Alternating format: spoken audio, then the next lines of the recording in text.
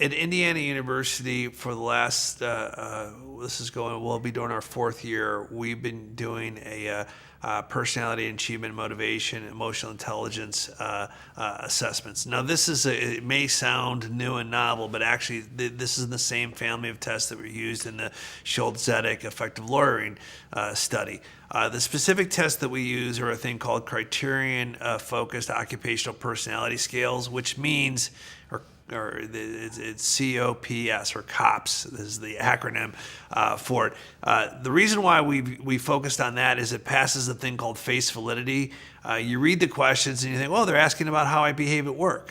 They're asking about how I behave in a work environment, how I approach problems. And so you're passing the face validity test. In other words, people don't feel like that they're being sized up by traits. They're feeling like they're being sized up by behavior. That's factor number one. And then two, we can take that sample and we can compare it against a larger sample we have of practicing lawyers. And lo and behold, what you see is an arc, and you see certain things that students have an equal quantity to practicing lawyers, and other things where there's a clear arc. Generally speaking, practicing lawyers score higher on these tests than students do. But everything that they don't score high on, the students don't, is developable. Like, for example, our students are just as confident as practicing lawyers, just a little less confident than practicing lawyers. So they have a thing called authority presence, but they need a little bit more, but they're doing pretty well on it.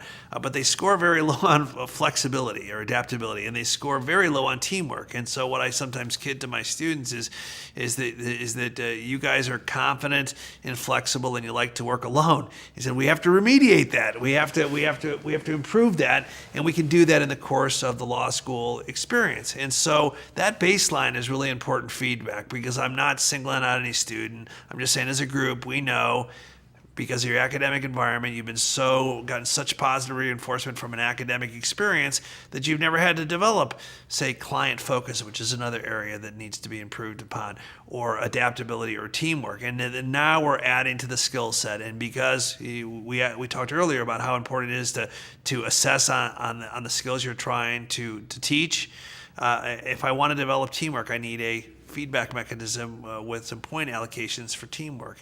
And adaptability is inherent in the teamwork concept as well. So there's some communication aspects as well. And also we emphasize to our students that your client is your group, because we want to elevate client focus or customer awareness.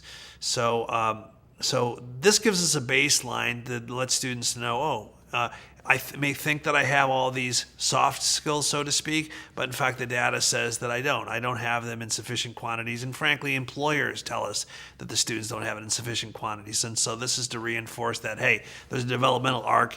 You get on the train here, and then we're going to go up here if we've designed the curriculum properly.